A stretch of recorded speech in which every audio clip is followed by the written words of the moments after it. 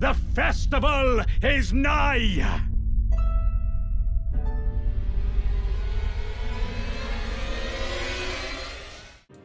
Elden Squares Week 7, game number 2, Ginger versus Asym. Here we go. Let me make sure I have the right score set. And Helios, center square. Moog Lord of Blood. Moog Lord of Blood. You know, I'll double down on it. We'll go all in on Moog Lord of Blood for the center square. We've yet to seen it killed yet this season. Remembrance, Colossal Armaments only. So, you know, basically Moog Lord of Blood. Obviously, he's the most viable option for that square. Of course, Yeah. yes. But looking at the board here, we always like to start with the early game squares, the squares that you can potentially see first. NPC Invaders is a rather quick square, usually not a complete rush, but one that you can expect to usually see fairly early within the first 30 to 40 minutes. In row 2, Status Effect Ashes of War, not the earliest square, but a square that people like. Snowy, who is currently the sole undefeated player in the entirety of Elden Squares at first place in the Crucible, calls it like the most overpowered square in the square set. 3 paintings there on row 3. Those are just paintings. You just need to pick up the painting. You do not need the rewards. The fastest square here is definitely Boss on Torrent in row 4, and that is also on a diagonal. Diagonal squares are more powerful because they block 3 bingos, being a row, column, and a diagonal, rather than 2. Obviously, the center square being the most powerful, then diagonal squares, and then any square not on a diagonal. And in row 5, nothing super fast, but we do have a plethora of late game squares here. You know, not necessarily a ton of capital, but we do have some big kills, right? We have Rykard, we have Full Grown Falling Star Beast, we have the Blackblade Kindred, and also a bunch of Remembrance squares, Remembrance Colossal, Remembrance, as well as Remembrance Daggers Fists only. And we do have 1 capital square, Ritual Sword, Ritual Shield Talisman in the bottom left corner. Nope, 2 Sewer Moog. Okay. Helios, what's your take on the board? How would you play it, and who do you think this board might favor? I think this is a pretty cookie cutter standard kind of board. There's a lot of stuff with main path progression with the remembrance skills, and then like DTS. There's Rykard, there's a bunch of stuff like that, and Memory of Grace 50k. I'm not really sure who that favors. I think it just depends on who capitalizes on those synergies better. Yeah.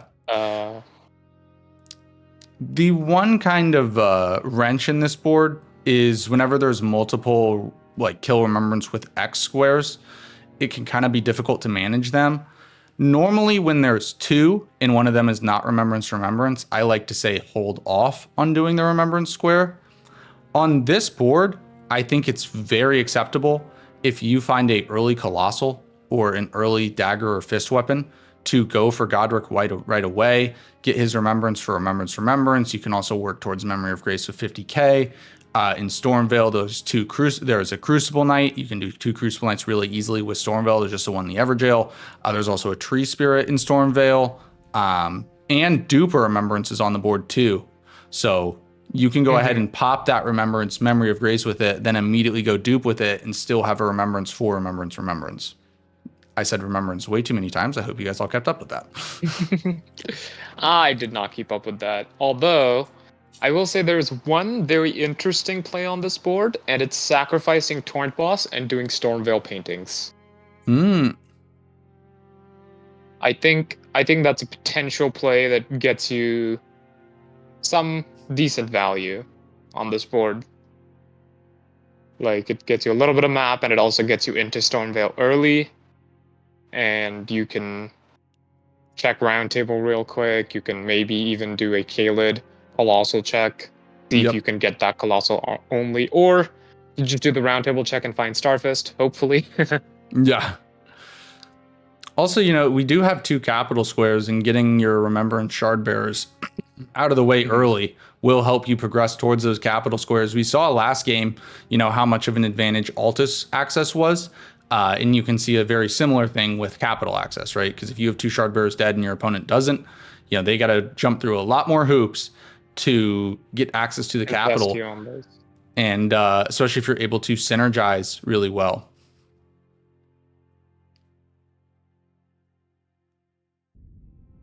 Oh, they're still in sync. Holy. Yeah, they are in exact sync.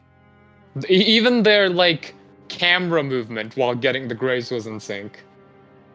They have diverted a little bit now, though. Asym is jumping a little bit.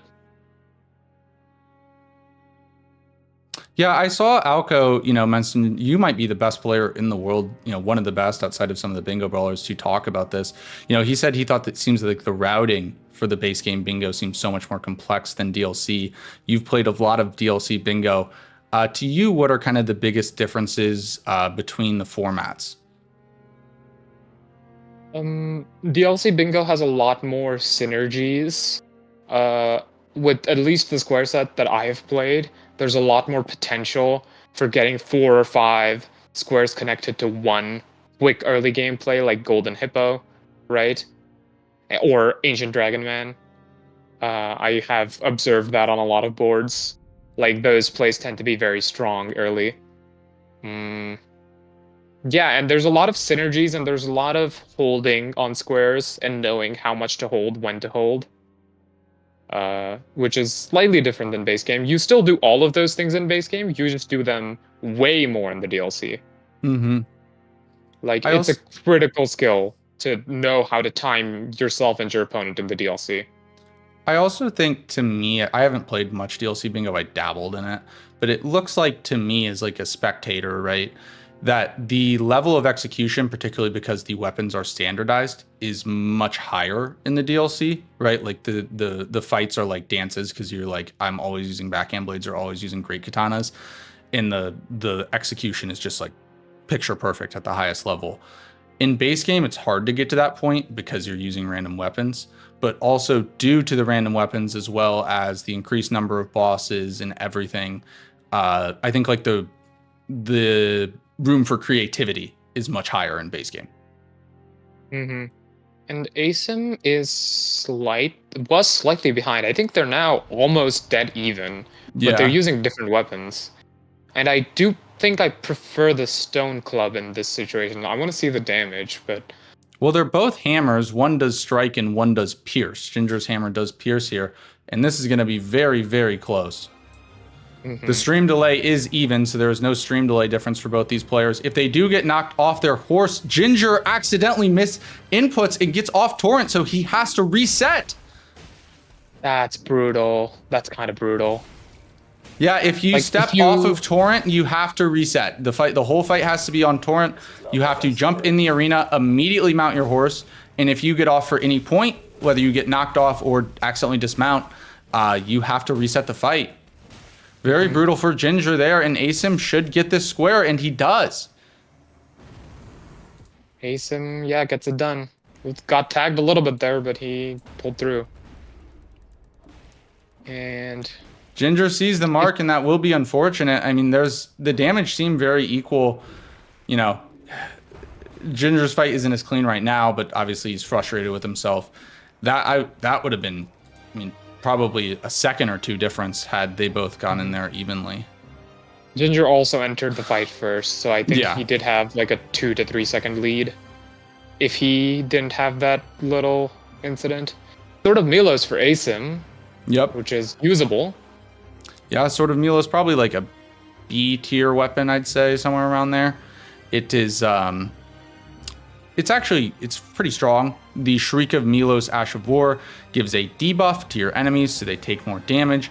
Additionally, it is a greatsword with bleed that is relatively easy to get online. It has a decent dex requirement, but no int faith arcane requirement.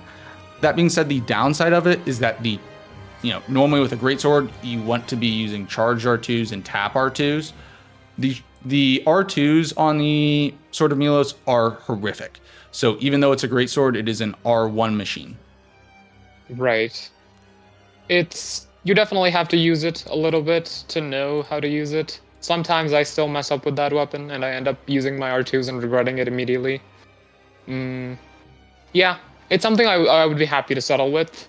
I would maybe do 1 or 2 more weapon checks, and then I would just settle. Yeah. Because I don't want to lose time on looking for checks when I have something that's serviceable. I think unless you have an insane weapon like Dragon Halberd or something to that extent, you should pretty much always be doing the Greatsword check at Gatefront, the Halberd check in Liurnia, and Round Table. Exactly. That's what I was thinking as well. Like, I would check the Halberd and I would check Round Table, and if I didn't find anything better, I'm calling it a day and using Milos.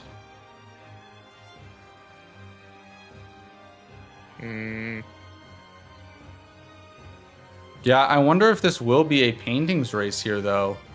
I mean, obviously they're both going towards Liurnia.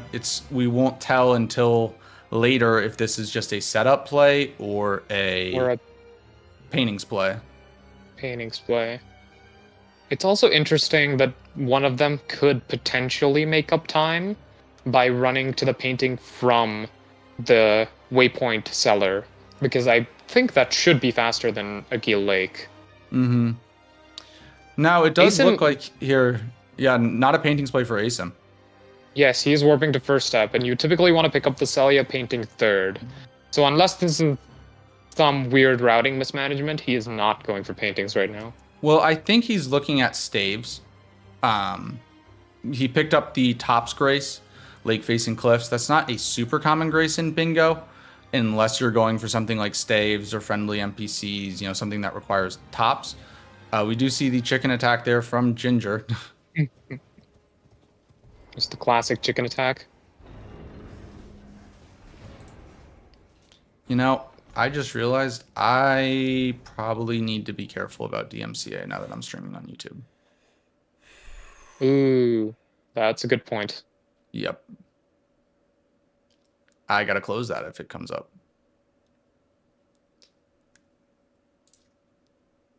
Hey, hey chat, can someone on Twitch go into Ginger's chat and ask him or his stream to nicely to not do that, just because I don't know what's that's from and it might be copyrighted and I don't want to get a copyright strike. Right.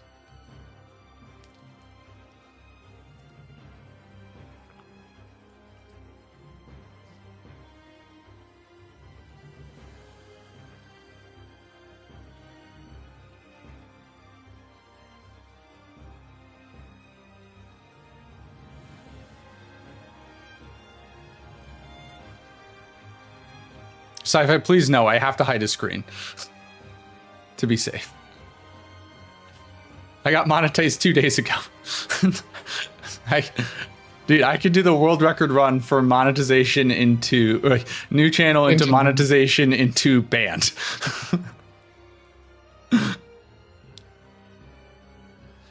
Yeah, another reason here why Asym is probably not looking at running the paintings route is because Asym doesn't know what Ginger did. Ginger very well could have run paintings from the very start.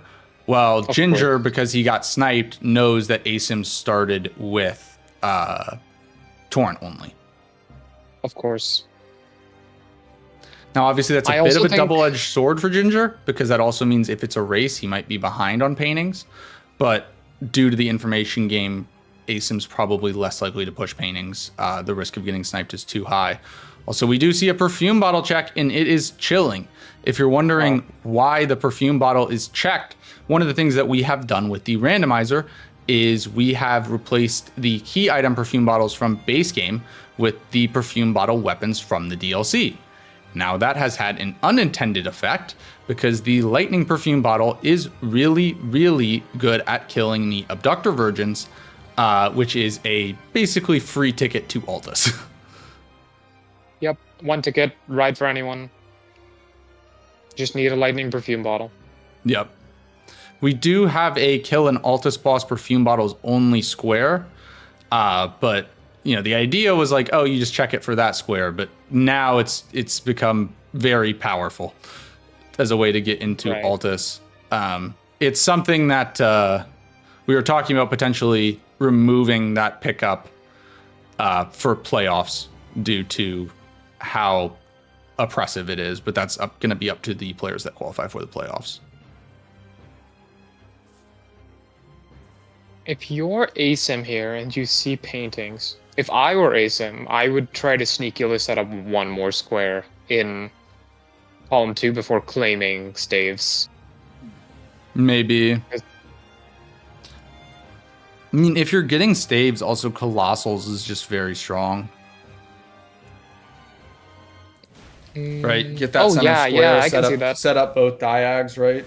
Especially because Right. one of the diags has Remembrance on it. The other diag has Ritual Sword, Ritual Shield. So center Mhm. square does make good progress towards both diagonals. That's a good point. Yeah, that could also be a very strong play.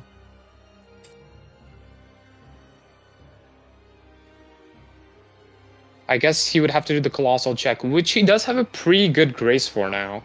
He did get the grace after the meteorite stuff in Caelid. And you can check So it's all, Roundtable. We haven't seen Roundtable. Mhm. He's also going to check the Lake Merchant here, who doesn't really sell much, but there's a chance it could be a Colossal, right? Right.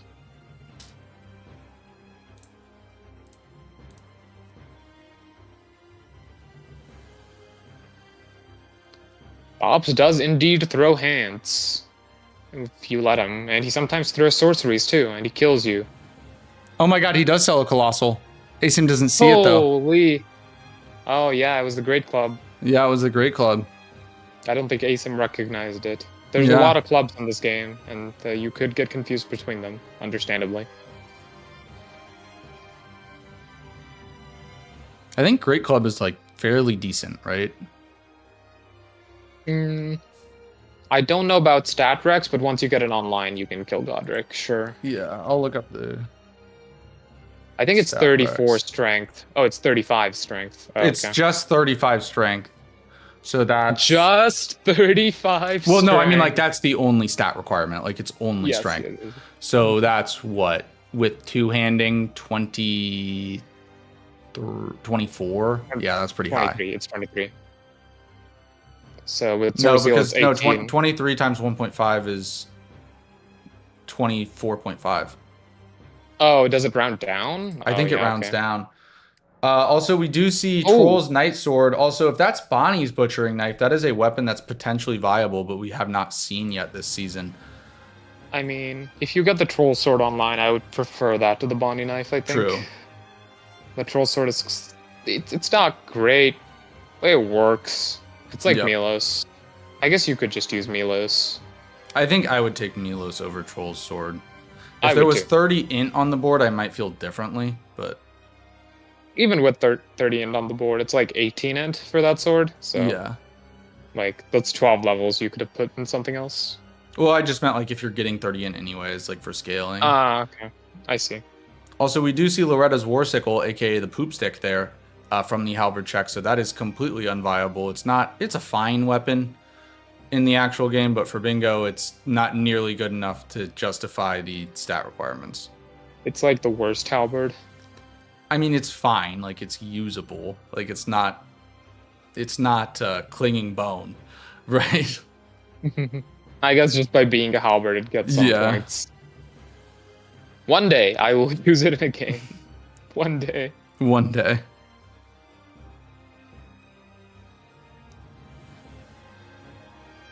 All right, Asym is now going to go do a roundtable check as well. I wouldn't be surprised if he seals the Troll Knight Sword and he picks that one up, because that's a pretty easy one to recognize. Yeah. Well, Ginger's, kind of in an interesting dilemma here, because he's set up to potentially go Colossal Armaments only, but I'd be very nervous about it, because if you go Colossal Armaments only, you're basically handing Asym, Dagger's Fists only, and that's 3 squares on a line in that column too. There's the pickup of Troll Knight Sword from Asym, right there. He's warping to Celia. Probably getting Source Seal, if I had to guess. But I don't know what people do these days. They just simply get square, simply play bingo.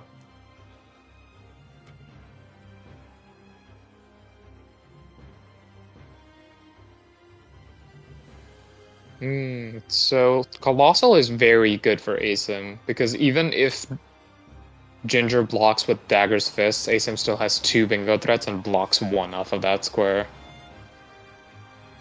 We do not get a tip-edge Celia skip from Asym, very disappointing. Not what I would have expected from him, but it is what it is.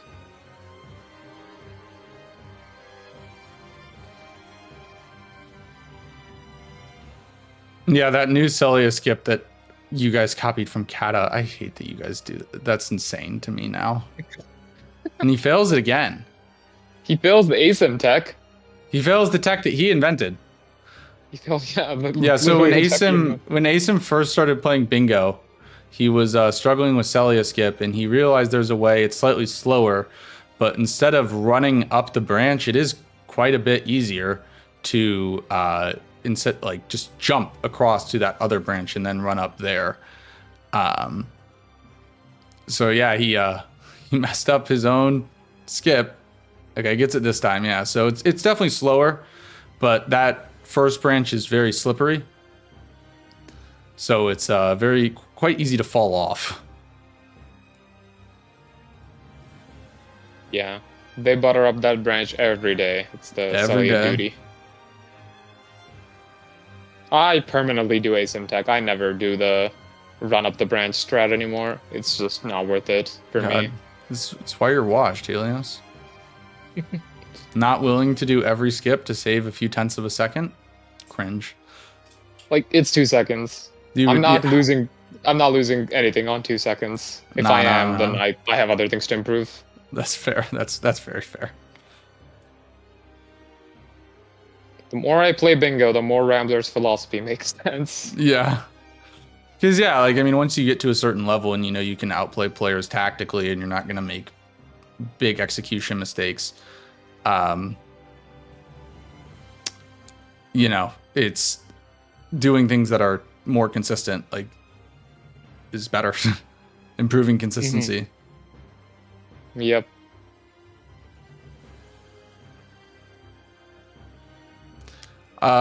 So question from Woe, who's that? How are the positions of the squares in the bingo boards decided? I assume middle square is always a high commitment option, with the middle cross squares being similar. So middle square is obviously the most valuable square on the board.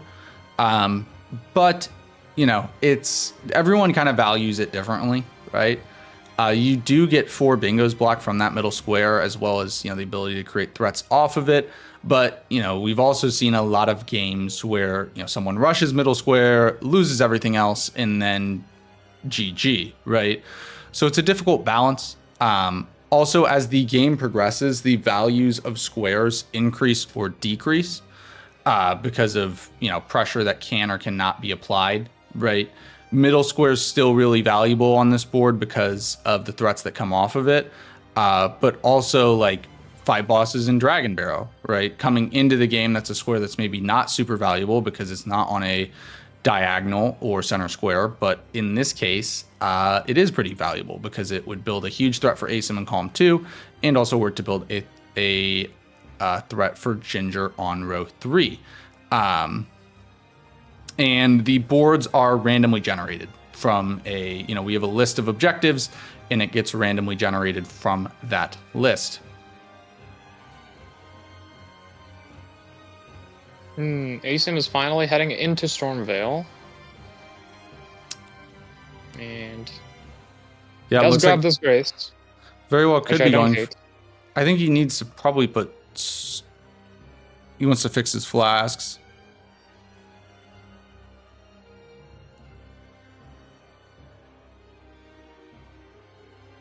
Is he gonna go? Does he have Milos or something online? No, he's just going in with Stone Club first here. We'll see Asym fighting Margit. Stone Club is one of the better clubs. It has higher base DPS, and it's got this moveset, which is pretty good.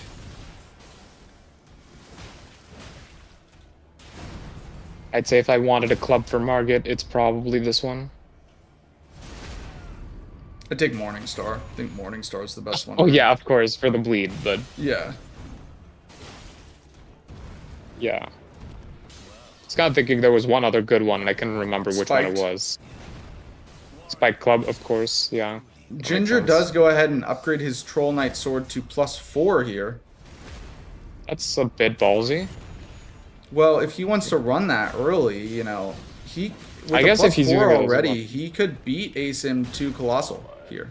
Even though Asym's already at Margit, both Margit and Godric fights are going to be a hell of a lot faster for Ginger than for Asym. Oh, and Ginger is going for it.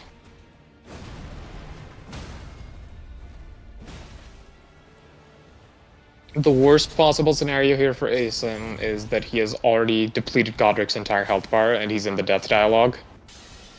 Yep. When, yeah, that would be very bad. But it might not come to that. I don't think it will come to that here. Oh, Yeah, because Ginger pivoted out. well, Ginger pivoted out. Now it's possible again. If Ginger Yeah. takes like a minute to do something here and then comes back, that scenario is very possible. It could also be flipped. I'm surprised he didn't just go for it. Did he not? He has both the int tier and the strength tier. Does he not have the stats? He probably doesn't have the dex requirement, right? Yeah. Which is quite funny for a colossal strength int weapon, but it can Either happen. that or he's going, he's running to the Church of the Plague. Or not Church of the Plague, the Smoldering Church. He might be going for NPC invaders now to cover off the column 2 before going for Colossal. That's understandable because obviously that's like Asym's had 2 squares on that line and nothing else for a little bit. And if you vacate, and by doing Colossal, you really do just vacate Dagger's Fist only, right? Mm-hmm. Ginger does like his colossal weapons. I wouldn't be surprised if he's just going to use this the whole match instead of Milos or something else. We'll see Ginger here fighting a Nastia. A Nastia.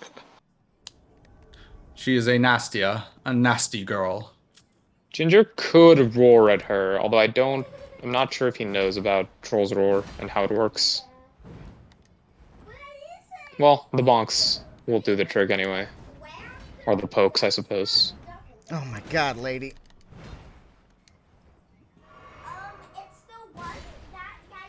Nice job there by Ginger. That's his first of 3 NPC invaders down.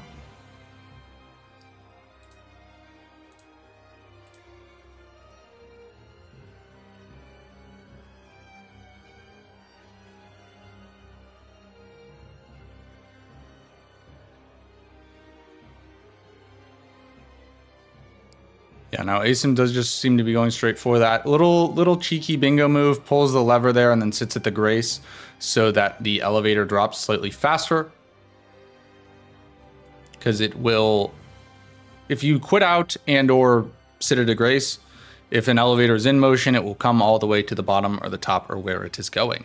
So, little way to get faster. I think Ginger was a little scared of the bingo, understandably. Yeah. I mean, Ginger is the person who loves to bingo people. Both of his wins are by bingo, but as a result, probably worried about the counter bingo here. He has also lost by bingo a couple times, I think. Right? Yeah, he lost to Ra by bingo for sure.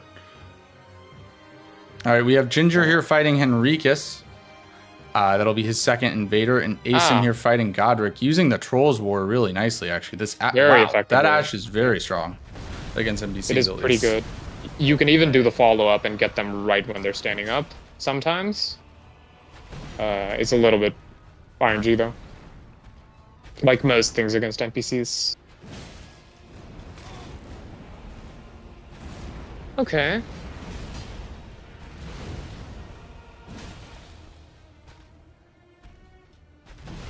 All right, Ginger is now going for Mad Tongue Albrecht. This will be his third and final NPC invader. Once the fight starts, we'll go back to the duel screen. I think Asym is in a very strong position here because he can combo the Colossal into dupe into Memory of Grace. That's going to be 3 squares flying off the board really quickly. Mm-hmm. And yeah, I understand Ginger's being worried about this line.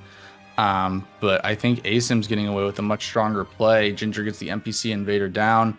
And this kind of speaks to what I was talking about last game, where it's like pushing your opponent into a square and then you can take advantage of other synergies on the board, right?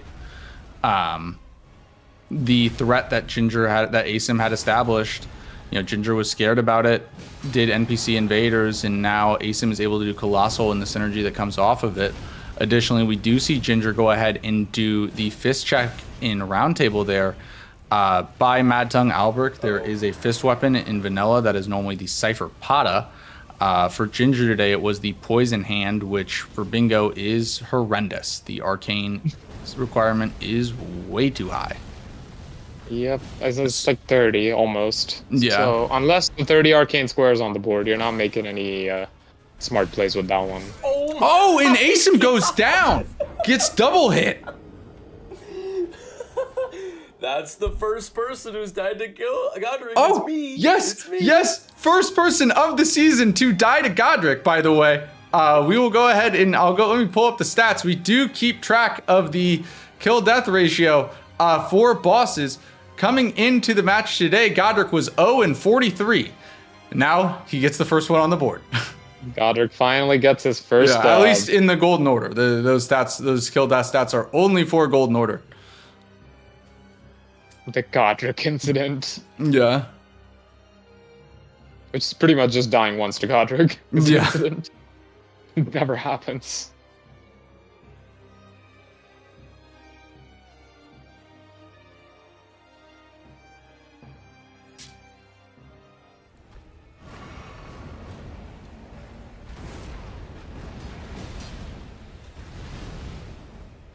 There's no way Ginge can catch up. Like he might make it into the fight, but there's no way.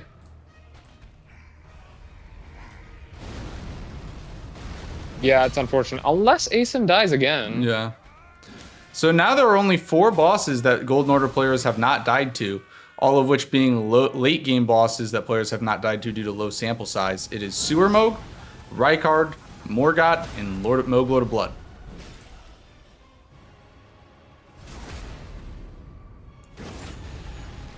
Well, I think the Moog Lord of Blood is mainly because no one's fought him.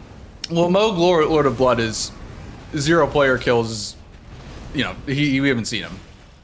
Morgott has been killed once, no one died. Sewer Moog has been killed 4 times, no one died. Rykard has been killed 3 times, no one died.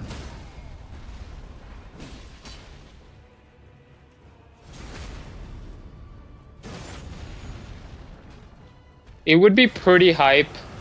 Like, it's a little unfortunate that we haven't seen Moog all season, but it would be pretty hype for like a semifinals or finals match, Yeah. and it's a 12-12 Moog race for the first And Moog. Oh my god. Asym gets the square, and Ginger, that Why did he start the fire so early? the flame I've been hit cannon before and been able to get past him. The flamethrower. gets his ass. That's always so frustrating in bingo because like you do these runs hundreds of times, and then of course the one time some bullshit happens is in the middle of a bingo match, right? Oh, yeah. Just naturally.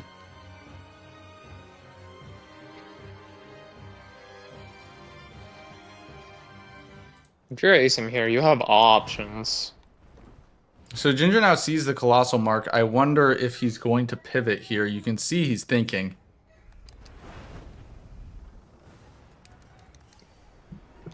But has nothing to say. I mean, I still think it's worthwhile to set up Graces in Stormvale. I don't think you push Godric right now, though.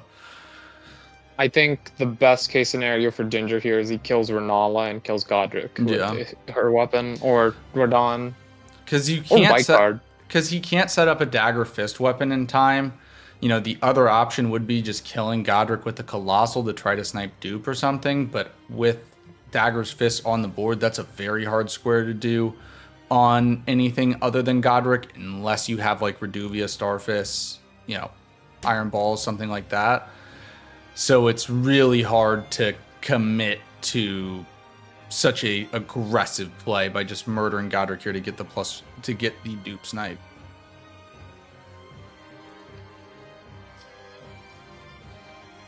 Interesting to see both players opting for this elevator.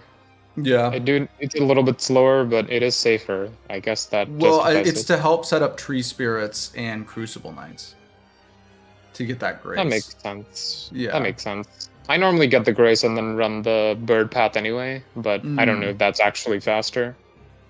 I'm not sure either. I know like for any percent it's faster to run the bird path, but obviously in any percent they don't grab that grace. Right. Yeah, I mean, Asym has some potentially strong lines. Like, I think particularly the bottom left to top right diagonal, right?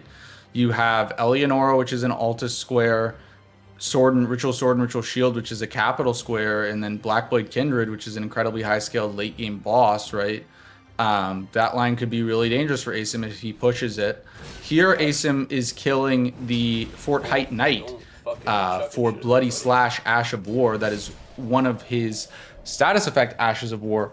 Status effect Ashes of War include any Ashes of War that do poison, frost, or bleed, that give poison, frost, or bleed attunement. Rot would also count, but there are no viable Rot Ashes of War in play. There's no Rot Ashes of War, period, I think. Are There's there one that just none, applies period? Rot. Yeah, there's Poison Flower Blooms twice, which applies Rot, but it's still Poison affinity. Well, there's not really any taboos for bingo. Like, obviously, there are certain things that are banned. You're not in this league. You're not allowed to cheese bosses, as well as like a few other things. Like, there's things that are in the rule book. The only thing that are taboo is sometimes players will make a gentleman's agreement to not do certain RNG checks. But that is between the players, so it's not like enforceable. But it would be very taboo, obviously, to break a gentleman's agreement that you make with a player.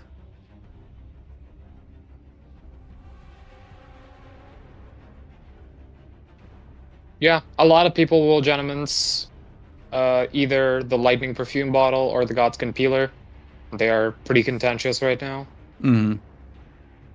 I would happily GA either of those, and I also GA Dragon Halberd with anyone who asks, because I don't like any of those strats. But, I mean, if you don't want to, you don't want to. But you risk me using it against you as well. Yeah. Yeah, I mean, like, for the most part, any gentleman's agreements are within the randomizer, right? Inherently, because of the randomizer, there's RNG in play. Some players like the RNG aspects of it. Some players do not. We've actually taken steps to limit the amount of RNG that is in the game. But it still exists, and that's why some players do gentlemen's agreements. For those who want to eliminate some of the more RNG elements, they'll just say, hey, we're both not going to do this check or that check. The best example I can give on this subject is the Godskin Peeler. The Godskin Peeler is very, very strong because it does Black Flame. Black Flame does percent-based damage, even though it is not a status effect. As a result, killing Grail is really, really easy with Godskin Peeler. So it's great for the Grail without status effect square, as well as just getting money early on in the game. We have heavily restricted it. So the Godskin Peeler cannot be at starting classes, and it cannot be in merchants. It can only be in Twin Blade checks. However, some players have decided to make a gentleman's agreement to not even do the Twin Blade check that is in Limgrave, just to limit the RNG even more. But that is between the players and not enforceable by the league. Right, Team Cheese for life. Yes. Team Cheese is the camp that thinks that it's because cheeses are banned in the league. They believe that it is a cheese to do Grail with Black Flame. So thus Team Cheese. Players find out about the board the exact same time you do. Well, they see the board, they have 3 minutes to prep, pick their class. They can also load into Chapel of Anticipation, and then they are off. Ginger here is going for Physic Tears all the way in Weeping. All the way in Weeping. And I mean, this is an okay play, but I think Asym's map progression is looking better every second. If Ginger had a Remembrance, I would actually really like this because he could also get dupe down here. The problem is he does not have a Remembrance, so getting dupe or Remembrance is going to be very difficult. And there really, are there any other Weeping Squares other than Physic Tears and dupe? Not really, no. Nothing that I can see. There's no Tree Spirit here, no Crucible Knight here. No status effect Ash of War. Yeah, I mean, that's it, unless you're exploding a boss in Weeping. Yeah, and like, why would you do that, right? There's no reason. I just noticed that we have 5 bosses in Caelid, duo trio bosses in Caelid, and Crucible Misbegotten duo. 3 squares that are all pretty synergistic with each other. Like in the same area of the board as well. That's a pretty strong play. Like whenever someone gets to it. Like if Ginger gets to that first, he might be able to turn this game around.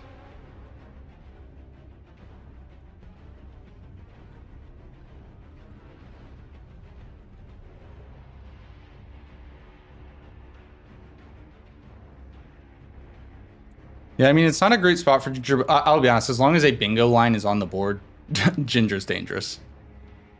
That is true. Yeah. As long as Ginger has a bingo available, he's very scary.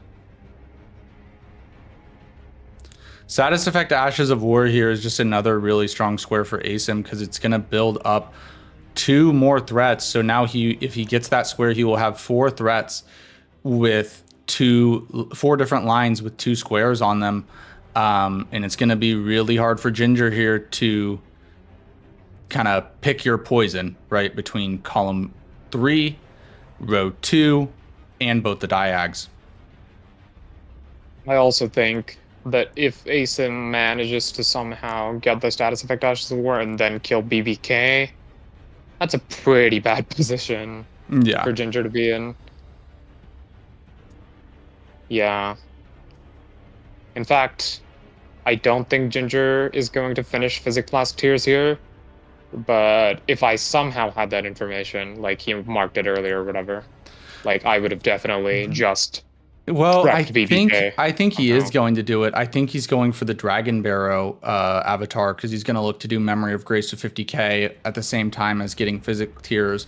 Additionally, this is a Kayla Dragon Barrow boss, so it actually is really good synergy. The problem with this is it's not really addressing any of Asym's threats that he's building outside of the top left to bottom right diagonal. Well, actually, no, that's not true. Top left to bottom right diagonal and column 3. You know what? I like this play a lot, especially because he also now has the Opaline Bubble Tier. So normally this avatar hits incredibly hard. You would be just one shot, so he will be able to take a hit, which is a big deal. Also, I think he's not necessarily blocking Asym's most pressing threats, but he is building threats of his own with the Memory of Grace, Physic Blast Tears. If he gets Crucible Knights after that, like he's in a relatively good spot for pressuring his own lines and making Asym block them while he blocks the other like threats. He's like kind of trading blocks maybe potentially.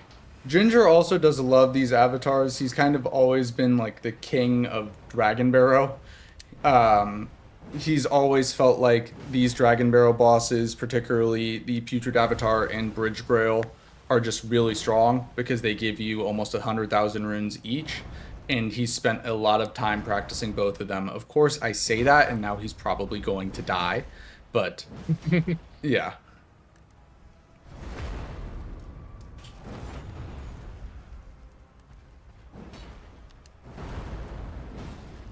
He's still bubbled up, so he's not going to die immediately. Yeah.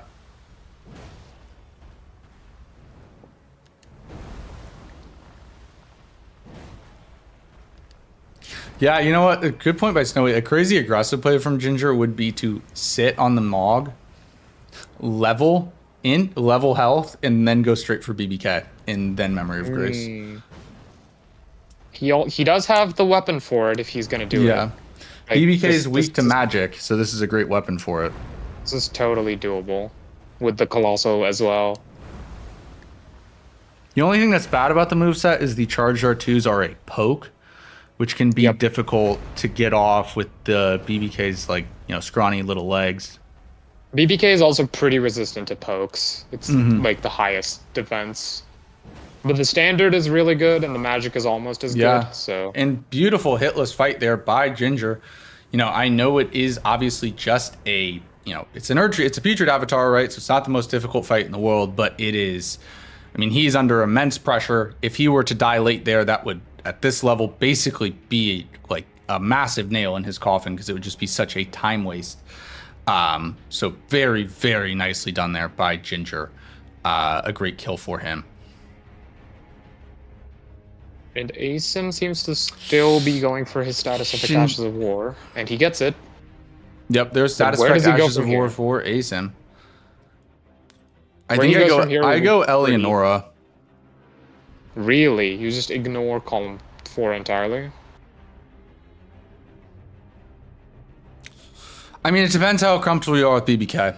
Because row 1's going to be scary too, right? Row 1 is going to be very scary too.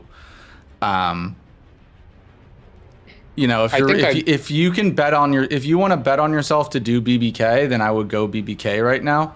I think it is the better square. Obviously, positionally, because it builds so many other threats. If Asym wins BBK, Ginger's in a load of trouble between, you know, he will have 3 squares on a line in row 2 in the diagonal, and it would block Ginger's big bingo. But Ginger just upgraded the poisoned hand. Surely he doesn't want to do that on Godric right now. I mean, I think he is. A +4 poison hand. It's +4 somber, right? Even if it's unwieldable, it still should work. Like I've seen this a lot. I never poison hand, but many times we've seen players use a +4 unwieldable on Godric. The problem is that most +4 unwieldables, you have at least one of the like damage types be positive. The problem with Poisoned Hand is the Arcane also gives you physical damage, which means your physical damage is being subtracted if you don't have all of the stat requirements. Yeah. So your damage is going to be really bad. And pause on that, because this is a Crucible Knight race. Oh. And Asym is slightly ahead. But I think has the worst weapon. He switched to Sword of Milos, but for Crucible Knights, right, they don't bleed. They don't bleed. Well, this is going to be, I think, dependent on execution. Oh, Asym does the full send skip. He does get it. Very nicely done by him there.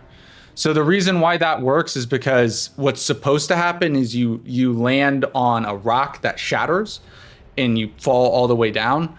The way the devs program that is basically that pedestal that Ginger's falling onto now, you cannot take fall damage there. So that's how that works, and that's why the players don't die to fall damage there. Asym is already on the Crucible Knight down here. You may have seen an elevator cheese where you can just knock him off that, you know, no cheeses, no cheese. Crucible Knight almost pushes Asym off the cliff. This is gonna be close. They might end up having these kills 5 to 10 seconds apart.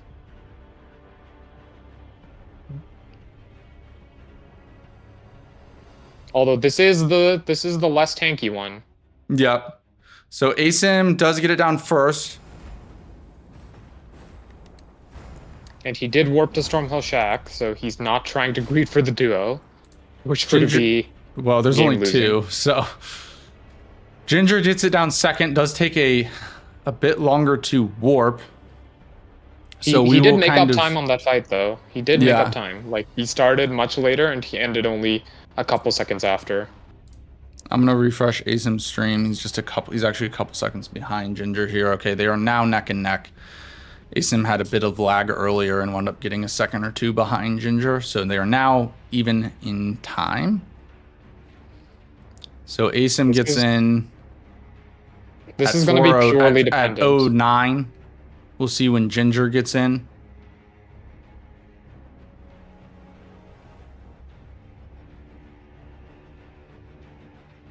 At 21, so Asym is about 12 seconds ahead of Ginger here. I mean, this is going to be a huge difference in this game.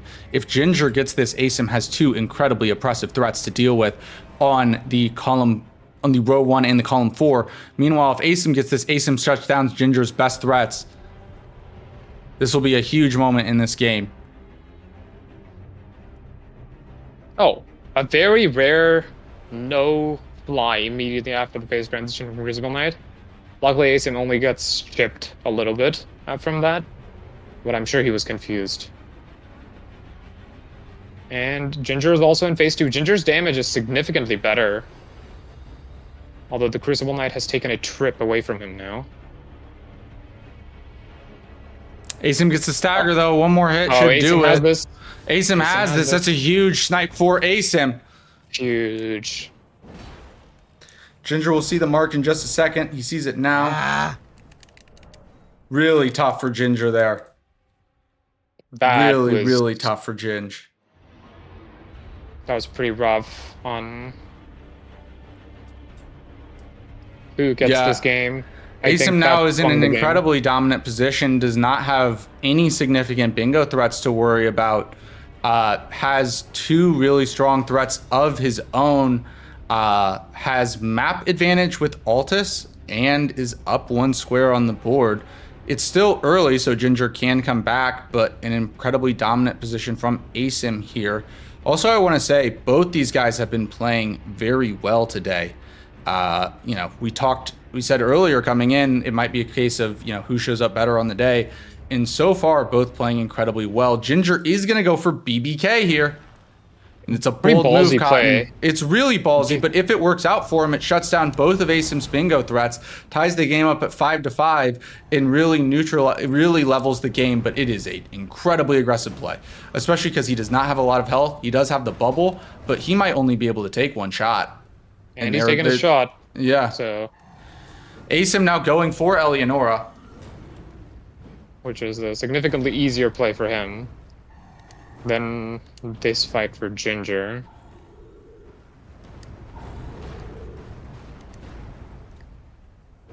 He does need to play this pretty much perfectly.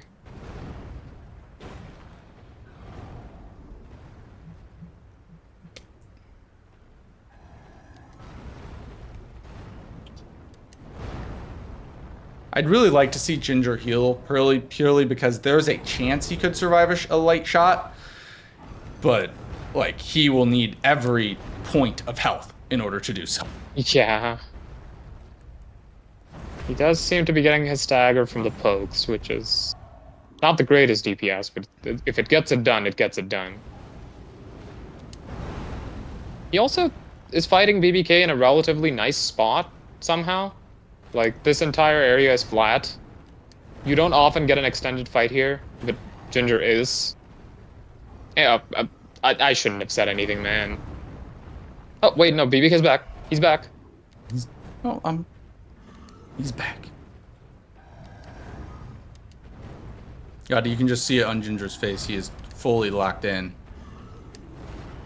I mean, he knows at this point, like, not only is he playing for this game, but you know, his season. Ginger absolutely must win today if he wants a chance at making playoffs.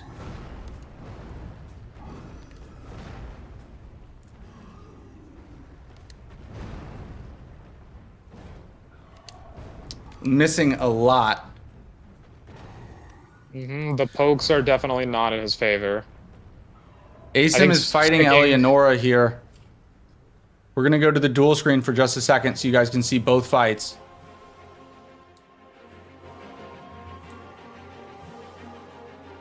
Not really sure how good Asym is with Eleonora. I think this fight has a surprising amount of skill despite being an NPC. Like, I always die multiple times to Eleonora if I go there early, but there's a lot of people who get it consistently. Well, I'm glad Even you're with watching this kind Asym of because vigor. my eyes are glued on Ginger. Trust me, I'm not.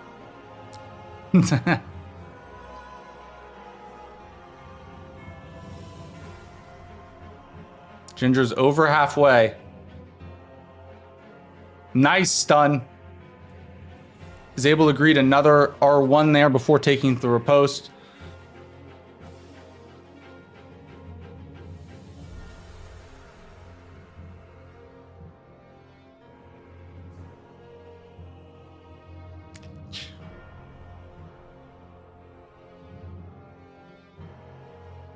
BBK doing a little bit of walking. Big charge R2 there for Ginge. Asym dies. Asym does die. He goes down. Ah, Oh, BBK is pulling his BBK stunts. Dude, he can be a little glitchy. Like with the elevated terrain, he can be glitchy. Great job by Ginger there to read, react, and manage that. Ginger is a fantastic randomizer racer in the host of Rando Ring, which is a randomizer racing league being held in Zero Scratch, which is the same Discord where Elden Squares is hosted. And I gotta say, he is very good at dealing with jank. Like one of the best players I know about dealing with jankiness. And he has been doing a lot of randoing lately. This guy does show up a lot in rando, I gotta say.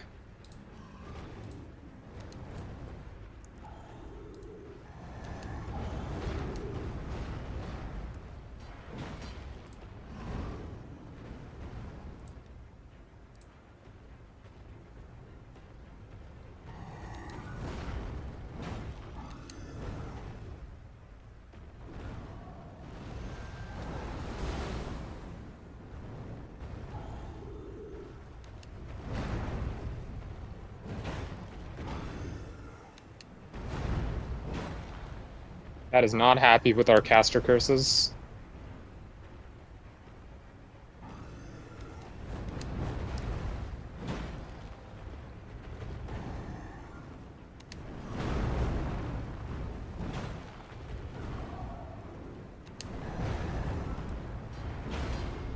He gets this. And he gets it.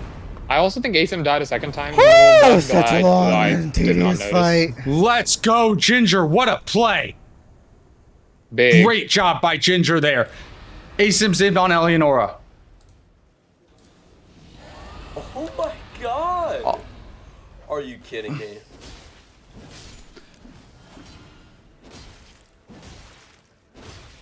Did Eleonora just kill that dog? Or am I seeing things? I'm not really sure. Also, to anyone watching, if you want to play bingo with us or do randomizer races, signups are open and available to everyone. They'll be coming out soon for the randomizer racing league. Nice done by Asym there. But if you want to join us in playing some bingo or some rando, or simply just want to join the community, you can join the Zero Scratch Discord. I'll paste the link for both YouTube and Twitch. We would love to see you there. And that's where we post the most updates about the league, as well as we'd love to have you join. It's open to everyone. You don't have to be a streamer or a creator. A lot of people, a good amount of people are, but also most people are not. So we'd love to have you there. Come play with us. Come compete with us. And Ginger is going for fists on Rick. He does miss the riposte. Do you still get the deadly poison if you can't wield it? I don't think so. He does. He does. Poisons. He does. I'm wrong. Okay, that's big. Okay. No, that's fine. That's huge. That's huge. The ripostes are also pretty big, so ideally is he good. should not miss them. The ripostes It's will gonna be be his a biggest long damage fight, here. but this is good. He poisons. With the yellow chunking. I didn't think this would still poison It's +4, but like it's still this bad because he doesn't have any positive damage, I guess, is the way you put it. The Positive poison scaling. fist is +4. I But it is suppose if you- unwieldable, so he has basically no damage still. If you do have It's the not very poison long, procs, though. you could maybe do this +0. I don't know if I ever would though. I mean, it's not like he's only doing 44 damage on a tap R2, so it's not like the scaling is doing much there. I 71 just meant on a charge. poison. The poison is nice. Yeah.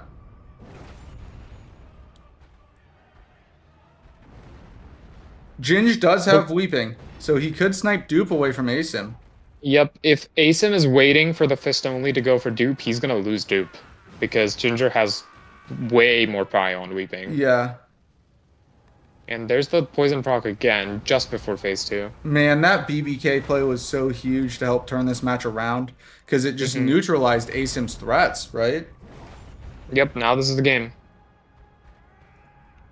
I gotta say, I love to see that aggression from Jin. She's been, one of my favorite players to watch because every game he plays is just so exciting. He's always gonna go for the win, right? Like he's gonna make he's gonna try to make the play to win the game.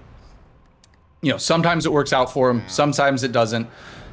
He's incredibly aggressive, and just a really, really fun player to watch. Regardless of he could have hypothetically gone 0-8, and I would have loved calling every single one of his games. He's just such a fun player to watch.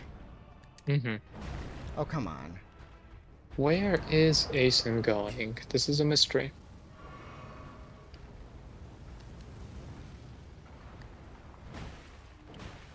Dupe here? Is he trying He's to dupe going here? for dupe at the turtle. Oh, sheesh. So, for anyone who doesn't know, you can dupe at this turtle in Liurnia, but it is a pain in the ass because this turtle walks really slow and you need to wait for like 90 seconds for the turtle to slowly inch its way toward you.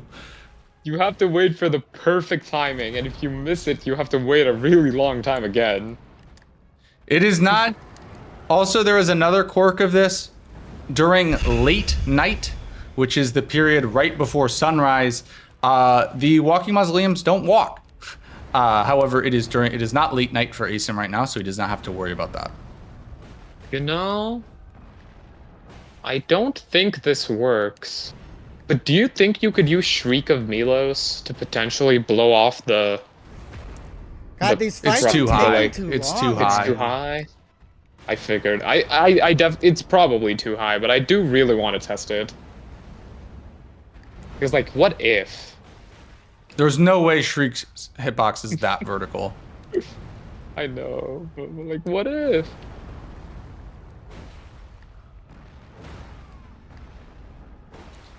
High shot. That's not working. I don't think Ginger can win this if he goes for dupe because Asym is still jumping at that turtle. He's kind of just it's not like it goes faster. He's just I gauging think the he range. gets at this jump No, or he next falls jump. just short. But Ginger has to wait for the dialogue here, and Asym. Well, if Asym misses this next jump, Ginger has a chance because then the turtle ends up in a very weird spot, or the mausoleum, I should say. But yeah.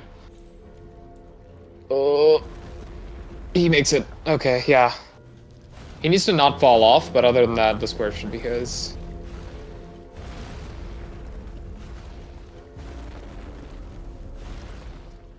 I think that ended up being worth it for him. What do you think? Like, he got it faster than he would have gone to Yeah, Weeping, no, I think. I think if you have no other reason to go to Weeping, this turtle is worth it. It just sucks. Not for me, because I miss it, and it takes me 5 minutes. Yeah. Unfortunately, shackles do not work on them. I have tested this. I was It'd very be insane disappointed. if they did. It would be really good tech. I would really enjoy seeing that in Bingo. Yeah. Yeah, Ginger's gonna get sniped again here, man. So And- Asym will yet again take a 7-6 lead. And Asym's gonna go to DTS now. Into This column is 5 bad. threat's really scary because DTS is gonna set up Sewer Moog. Or help And- set it up. He will need one more Shard Bearer. And Full Grown Falling Star Beast is a very difficult and out of the way boss. Yeah, but Asym can go for it and he'll be ahead. is This the league is problem. actually the debut of Full Grown Falling Star Beast as a square. Not only is it a very tanky boss in a long fight, but you have to run all the way up Gelmir to get to it. There is a skip that you can do in theory from Volcano Manor to get there, but in practice, it is literally one of the most difficult skips in the game. I've seen players try to test it. They maybe get it like once every 45 minutes. So seeing it in a game would be the only way would be like if it's your absolute only chance to win and it's just a Hail Mary. Just like you can play an entire bingo game with a +0 dagger, but Yeah. not many people would do that. Yeah. It's a little bit ridiculous. You go from the Volcano Manor side and you jump onto the Okay. We're gonna try that bridge, again. the I rock don't bridge know that extends why. out of the arena, I got but it's it. incredibly difficult. I don't know. It is possibly the hardest skip in the game. I think so. No, not possibly. Definitely the hardest skip in the game. It's either that or the wing skip in Lanedell. What is the wing skip? The one that's done in any percent glitchless that you do to skip the tree. No, these two are not comparable. Really? There are multiple runners who get wing skip consistently. Like, Yeah, I've never. Granted, it's not like really tacked for anything other than like all bosses, which is a very niche category. So no one's like, we haven't seen Forza and the best runners in the world like grind out that skip. But yeah, it just doesn't seem viable. I mean, the best runners know of its existence. I'm pretty sure the first clip I saw of the FSB skip was from Mitriz. Oh, Reliable and never do it, so that one's just never happening. Yeah. Sorry. I wonder if it's probably possible with a macro, but that's all I can think of.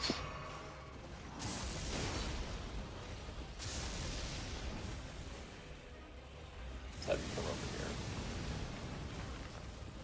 sorry, I had to hide Ginger's stream for a second because there's another chicken attack going on, so I have to keep Bro, the Ginger's chickens are in so full bad. force today. stream easier. Yeah, the internet did No hiccup. I'm not sure fucking what's going on. It's not going greeting. I down, don't but I care how think bad internet the did damage hiccup. is. No fucking greeting, dude.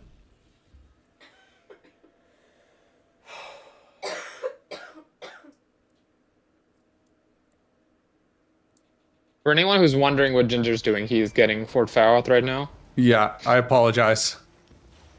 Although now I don't know what he's doing because I only thing I see is a cow.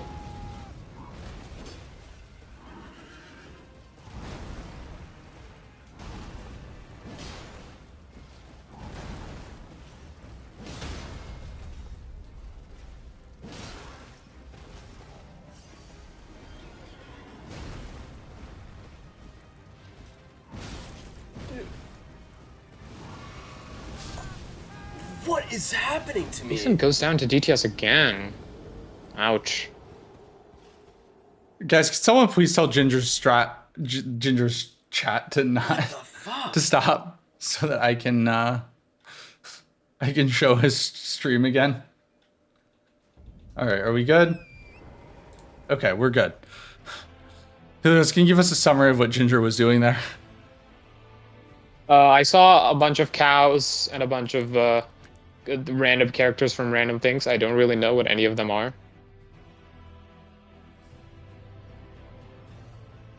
I think he was just he was just prepping Altus there, so we'll go back with Asym here for DTS.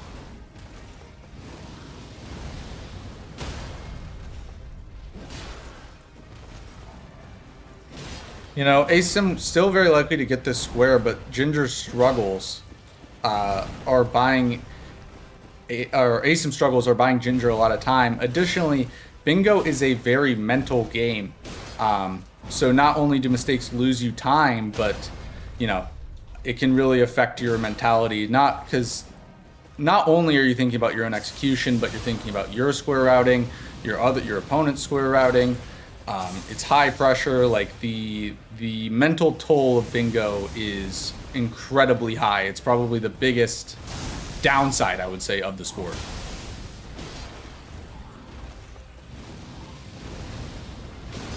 All right, Ginger has been informed that the chickens and cows aren't YouTube friendly, potentially.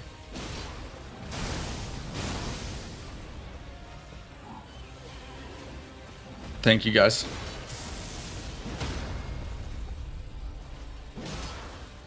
That's on me. I didn't tell him, and I didn't think about it until today.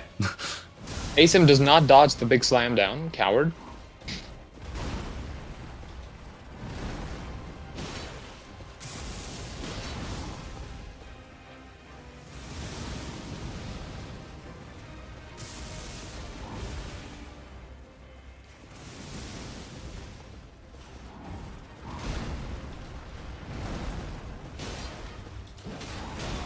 Asym survives on 1 HP. Oh, gets tagged again. He's very lucky that the lightning ran out when it did, because it would have killed him if the lightning was still active. Stop.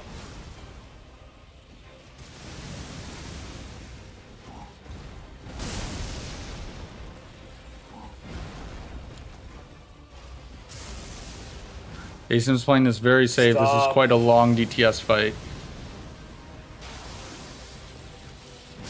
Oh, my he gets God. tagged by the lightning. And he's out. Oh, no, he's not out of heals.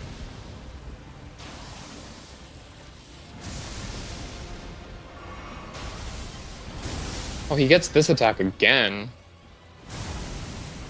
Don't think I've ever seen Holy that. shit, man.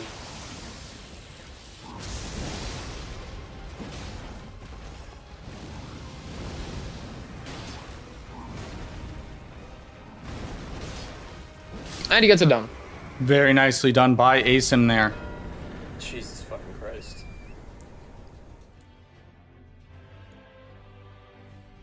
And you know what? Oh wait, Colossal Armaments is on the board. I was like, he gets a Colossal. I thought that for a second too. Yeah. I was like, wait, that's a colossal. Yeah. And then I realized I was being dumb. Asym not going for full grown. I wouldn't. Yeah. I think in this position after dying a couple times, I wouldn't either. I would go for Radon here. Yeah. I think. I think he's gonna probably check the Remembrance too for potentially Remembrance. Okay. Did we see Ginger? I think Yeah, Ginger it's did Axe do of that God. check. It's Axe of Godfrey and Lion Greatbow. So Axe of Godfrey would be the play. It requires 42 strength. So with two handing, that's 28. Yeah, seems Yes. about right. I don't know math. Yeah, it's 28. You're supposed to So- be you and Rambler are supposed to be the smart guys in the league. What do you mean you can't do math? Listen, math is like a switch in my brain. It's turned off for most of the time I'm alive, and when it's turned on, it's on. Mm. Mainly because I haven't like done anything recently, though. I think Ginger here Math-wise. is going for full ground. I get it in a way. There's a little bit of synergy in it because full grown will take you up closer to Rykard. Oh, I suppose it does. Yeah. Yeah, but that's not much. You can also kill the tree spirit on the other side of the manor. But I don't know if anyone would ever.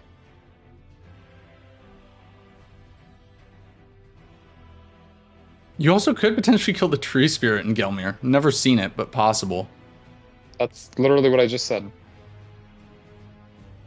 Okay. Sorry. I'll go away now. No, I can't handle this by myself. You got it. You stay dude. right here. You got it. You got it.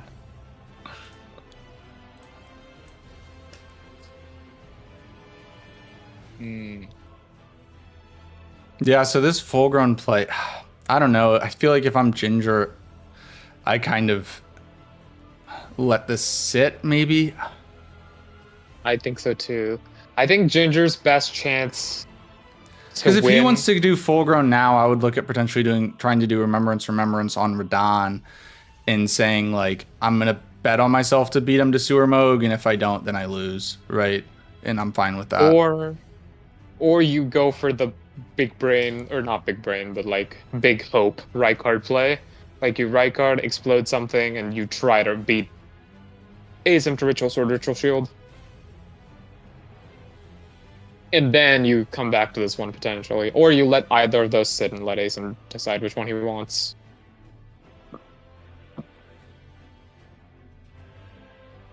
Does Asym have his weapon wieldable, or is he just foregoing Remembrance here?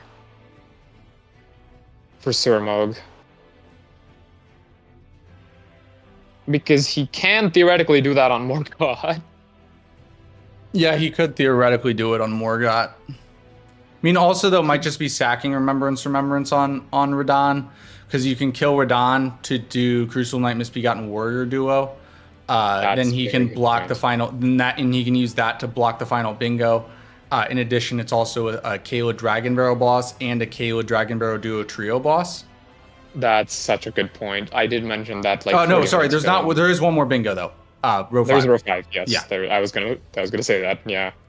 I do think row 5 is one of Ginger's better shots here. I don't think it's a good shot, but it's like one of his better chances to win. And I said this earlier. If there's a bingo on the board, Ginger is dangerous. He will sell out for a line. Yes, Surmug is not a remembrance, but Morgott would be.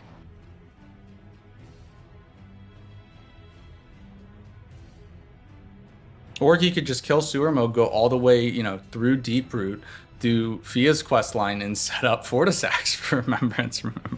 Or he could go to Deep Root and then go down to Ainsel River and walk 20 minutes to Estelle. Yeah. Anyways, And he Asym can here get a fighting Somber 7 on the Radahn.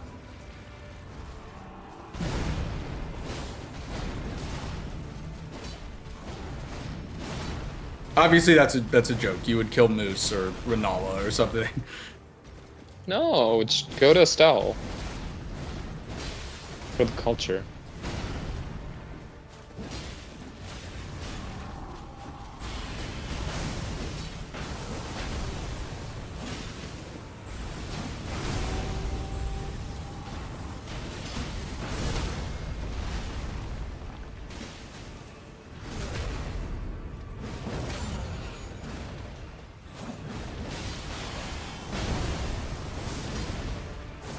Really nice phase 1 there from Asym.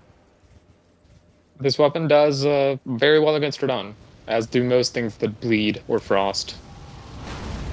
Although, okay, yeah, all the summons survived. And Ginger is in on the full ground. We're going to let Asym finish this out here. Should be done in just a second. Then we'll go full screen with Ginge. This weapon is, again, pretty good for the Falling Star Beast. It has a little bit of magic. Always helps. Nicely done. Hitless Radon there from Asym. Here's Ginger. Yep, I also think that's pretty good for recovering his mental from that DTS. I agree. And he has a very strong play here. Like 3 squares out of this synergy. Okay. Like Radon. The head is just a little too high, so he can't get the riposte there. I found some funny tech for that the other day. If you crouch under the head and you turn like towards the riposte box, you can actually riposte him. Really? From under the head. It's very funny. It looks so goofy, but it works. Oh yeah, Nexus also found some tech. You can actually riposte him from both of his front armpits. Of course you and Nexus found some tech. Hey, mine was just a match, okay? Nexus was grinding that shit out. Trying to find random tech. Oh, come on! Ginger I find tech accidentally. has to be very close to a stagger, but Poise might have reset a bit there. There it is. Do a charge R2 on the head and then take the riposte. He will be going into phase 2 here. Yep, hitless through the first phase. I assume he will get out of it. Yeah. Yeah, does just run away. You can roll that, but the timing isn't super... It is very rollable, but there's not a fantastic visual cue. Ginger gets hit for the first time. I've gotten relatively decent at rolling it recently. And it's really nice, because you can get a stagger immediately after the phase transition if you learn how to roll it. But it's not important. Asym going in for Crucible Knight Misbegotten Warrior duo. We'll go back to the dual screen. This will be a Square, a Kaled boss, and a Kaled duo trio boss. Really strong synergy here for Asym with this Crucible Knight Misbegotten Warrior duo. Mm-hmm.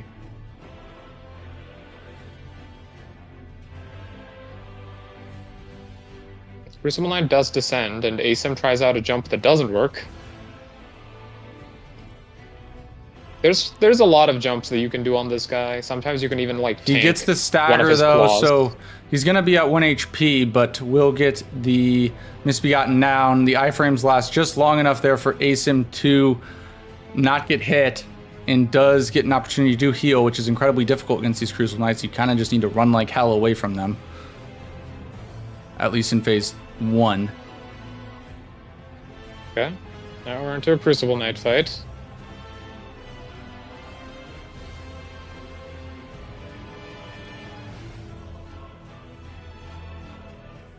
Crucible Knight's being a little bit annoying by not giving up any good attacks. There's a good attack. Ginger gets hit for the second time there.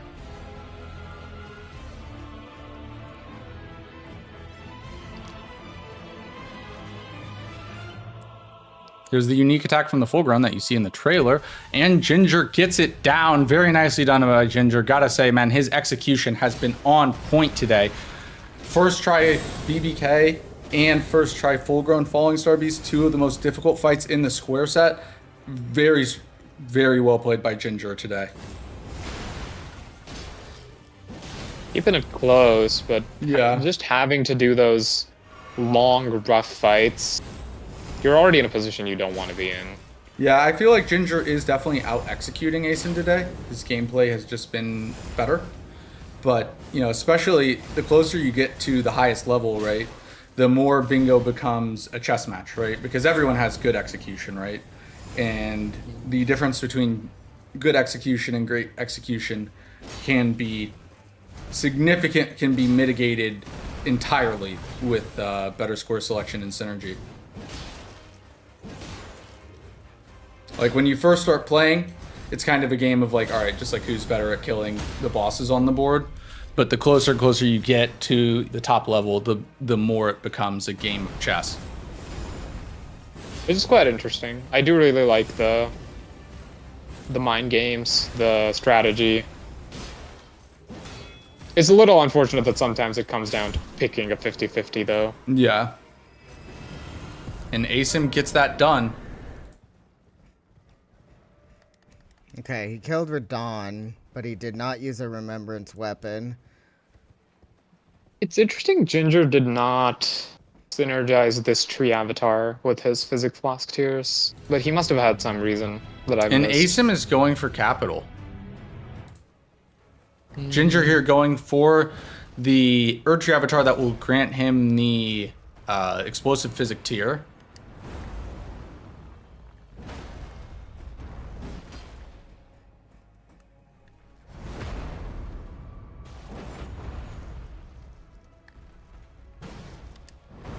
I think this is a ritual sword, ritual shield from Asym, just blocking out that bingo. As well as claiming heavy prio on sewer mode, right? Because you tell your opponent, hey, I'm already in capital, don't even think about doing sewer mode. While blocking Ginger's final bingo on row 5 at the same time.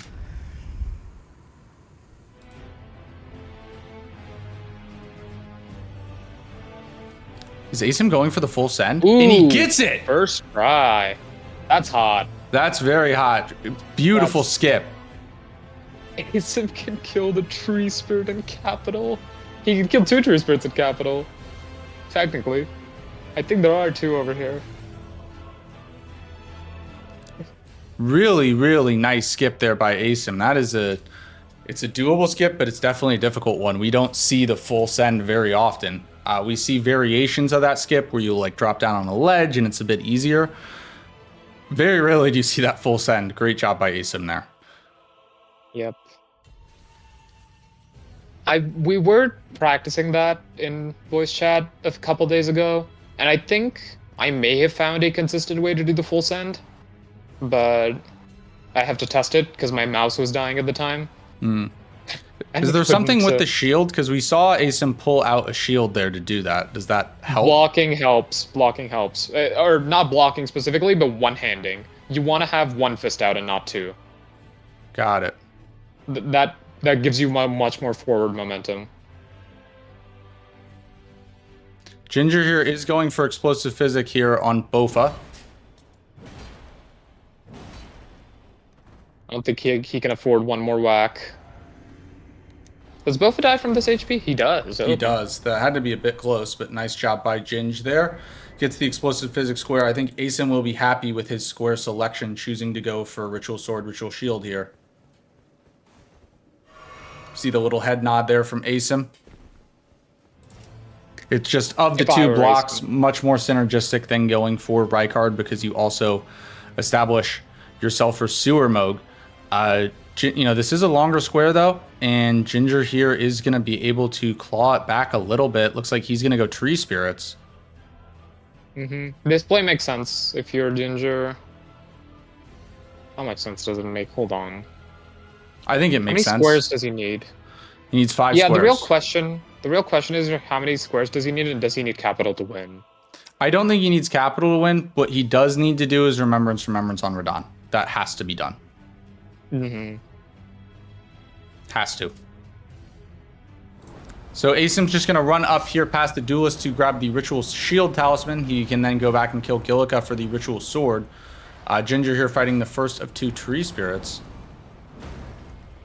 Asym is being chased away from his talisman by a very pesky duelist.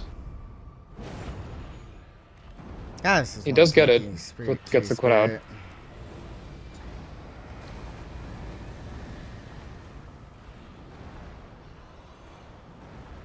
Oh, come on.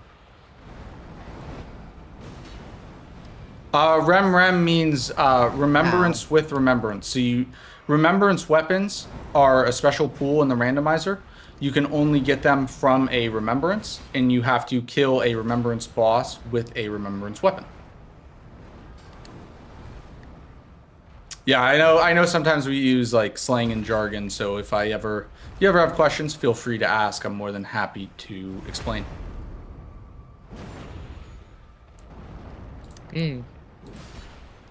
Asym equipping the Ritual Shield Talisman for Gillica, a very hard fight, notorious to kill players.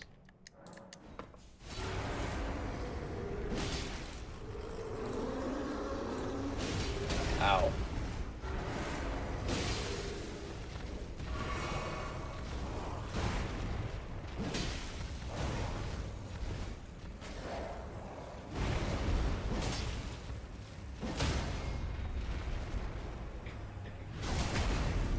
All right, there's Gillica down for Asym. He will grab the Ritual Shield Talisman and block Ginger's final bingo here in just a second. Now Ginger's going for his second Tree Spirit in Stormveil. Yeah, but at this point, I mean, it's close enough that, like, with some snipes, it can be done. But, you know what? It's starting, because Asym's looking at Tree Spirits now. yeah, but as soon as Tree Spirits get sniped, Asym probably just goes Kaled bosses and Kaled duo trio into Surmog, and that's his 3 squares for the win. Ginger might get Kaled bosses if he goes for it without the synergy. That's a crazy play, though. That would be an absolute mental play to keep him. All right, in there's the game. Tree Spirits from Ginger. Asym will just run away and quit out here. Bastard. Yep.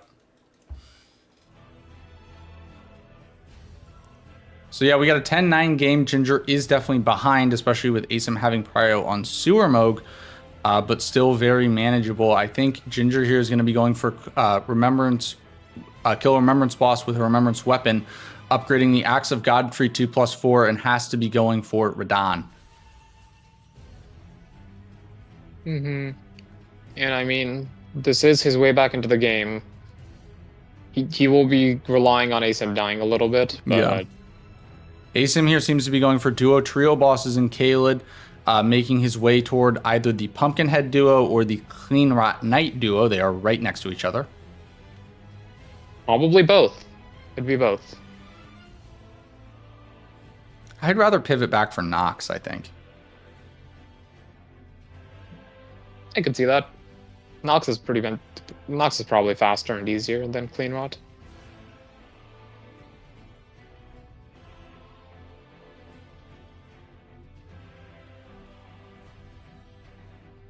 Now, Asym did not grab a Grace, and there's no stake.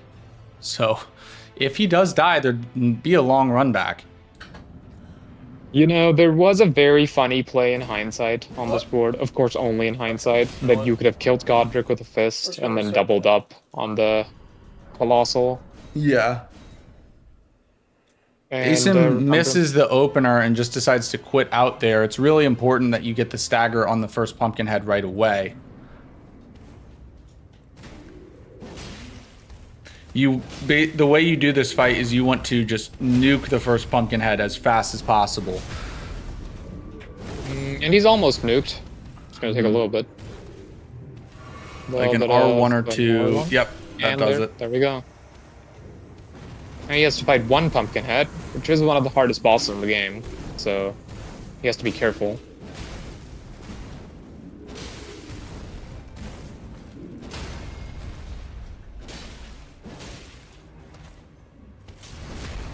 I did not mean to stab him in the butt. He gets it done. He gets it down there. And I think he's doing exactly what you said, pivoting to Nox. Nox duo. Yep. So guys, while we have a little bit of a break here, I just want to say from the bottom of my heart, thank you guys so much for all the support. It means a ton. I've been streaming for almost a year now. These last 2 weeks, all the support for Elden Squares and the YouTube has just been insane. It really wouldn't have been possible without all of you. You know, the league, the players, you know, everyone who watches my streams and, you know, has motivated me. Ratty Rye especially for teaching me how to, and Chris Crass for teaching me how to edit and do good YouTube videos.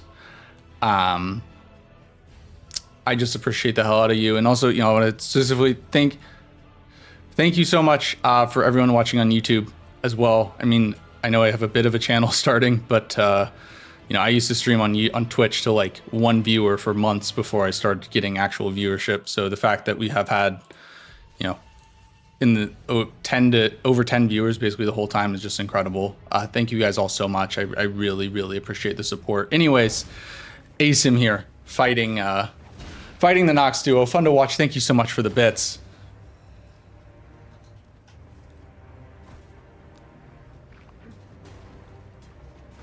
Nox Duo does seem to be trolling Asym a little bit here by Yeah. running the same direction. I really don't know what this tech is with the kukris. I'm not sure I just either. know that it exists. They seem to run in random directions, and I think maybe he was trying to invent tech. no, I've seen a lot of people do this where they throw kukri, one like dodges one direction, the other one dodges the other direction. I feel like they troll me regardless, though, so I really don't know. This boss is not very kind to me.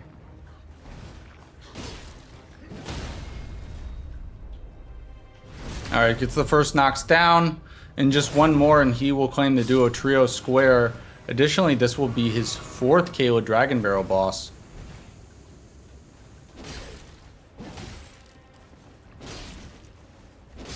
Good job And a there by curved sword check. Asym. Ginger here fighting Radon. He cannot summon the 5 boys bosses will because he come can any only hit second him now. with a remembrance weapon. And then he just and goes the kill boys Sewer Moog or do not. Great Ghost Glovewort. The boys don't have a remembrance weapon. They're not them, unfortunately.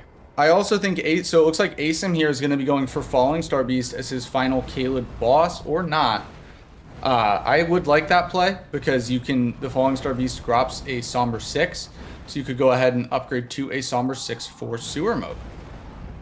He's just warped to Fort Faroth. See, where's he going? What's his plan? Is he going for Battle Mage Shoes? Nothing else would make sense. I could I think see it has to that. be Battle Mage Shoes. Nothing else would make sense. Yeah, that makes sense, kinda. Although in that case, I would do Hughes after I did. No, this whole thing makes sense. I guess. It probably A little is bit of slightly bad routing. Yeah, probably is slightly faster to do Hughes. I just would like to have the 5/6, but you can also, if you want upgrades, pick them up in the sewers. And Asym has such a big lead on Sewer Mode, you don't really need to greed for your stones now. You can wait. What I was thinking is if he was planning to do this anyway, he could have killed the Nox first and then run here from the Pumpkin Duo, but that's just me being, like, nitpicky. Yeah. It really doesn't matter Well, that you know, you're much. lazy. You don't want to do extra running, right? Yeah, I'm also fast. Would do extra running. Okay, Ginger gets a good attack.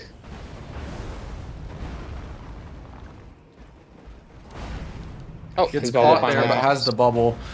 and he gets a stagger. That should be. That should fight. do it for Ginger. We'll go with Asym here for Battle Mage Shoes. This will be his 5th and final Kaled boss.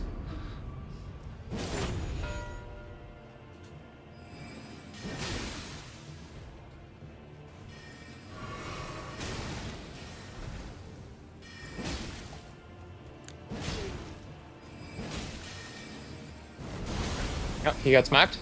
I He gets smacked again. He dies! He gets bonked by the hammer. Dude, I hate to say this. I swear to God, the caster curses are becoming mental. I was about to compliment Asym for how he's played today because he had 2, poor matches before this one, and has had a great performance today. Like he came in, he was 3-1 and lost 2 straight. And I was gonna compliment him on his resilience and how he's doing and everything, and then he dies immediately. I can't even think nice things. I can't even think nice things about the players without them die. The caster come to the curse is point where inevitable.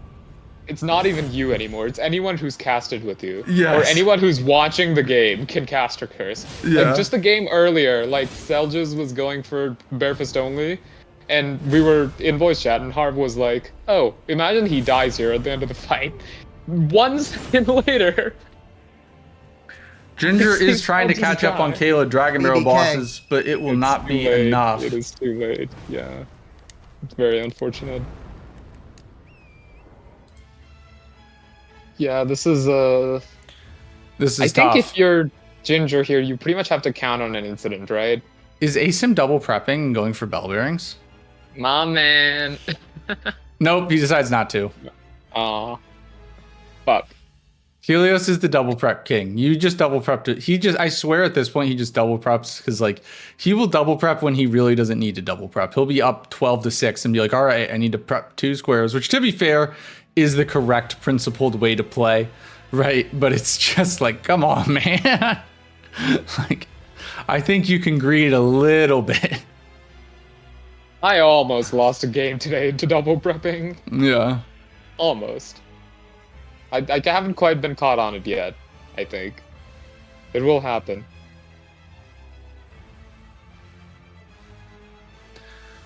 Looks like Ginger is going bell bearings.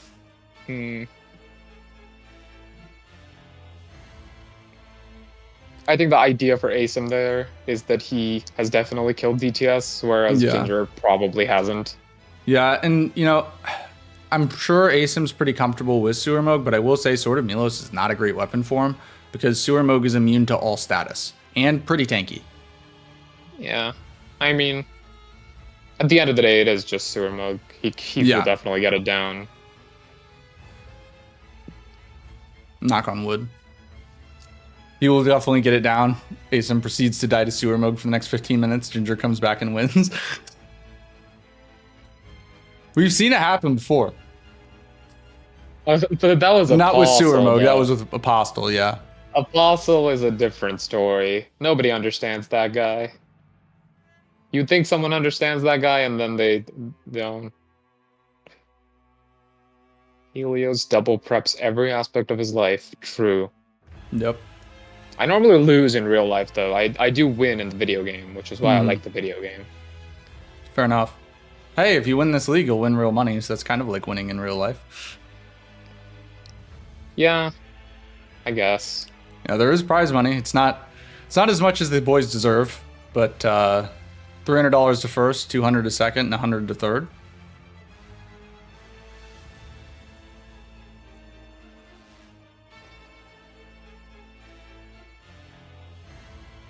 They deserve more. I wish I could give them more, but well, I guess now that YouTube's going well, maybe I can start actually making money and not just losing money on streaming.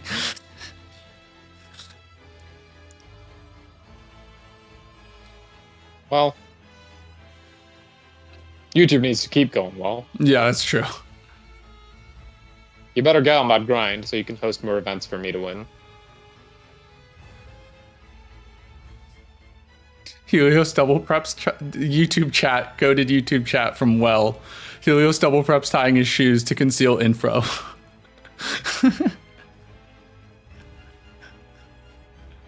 Genuinely, I do not remember the last time I wore shoes. I don't go outside.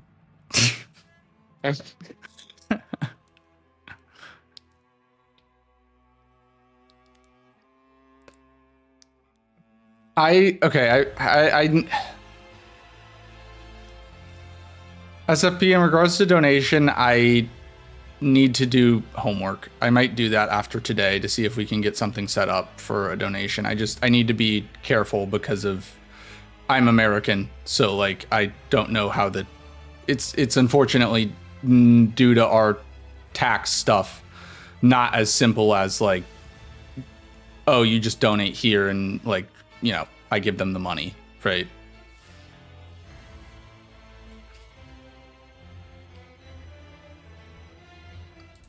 Okay, here we go.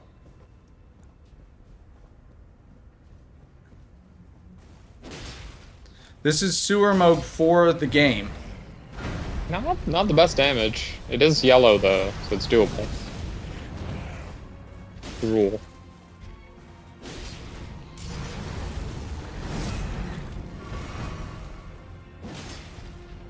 Bad ritual shield talisman putting in work probably.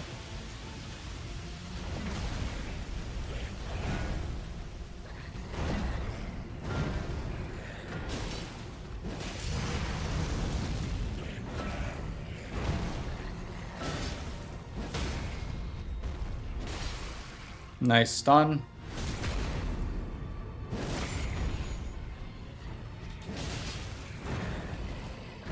Very nice duck under the spear? Spear, right? It's a trident, I suppose. I should just call it a trident. That's a cooler word.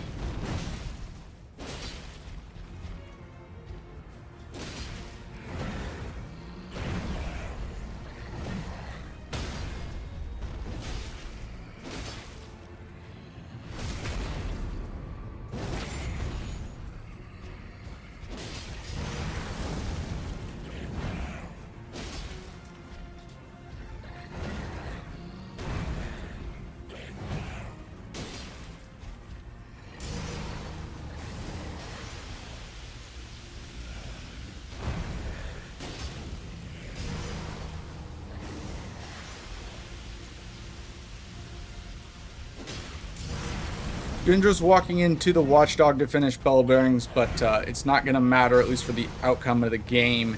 So we will stay here with Asym. This fight is for the win. Dude. Can you chill?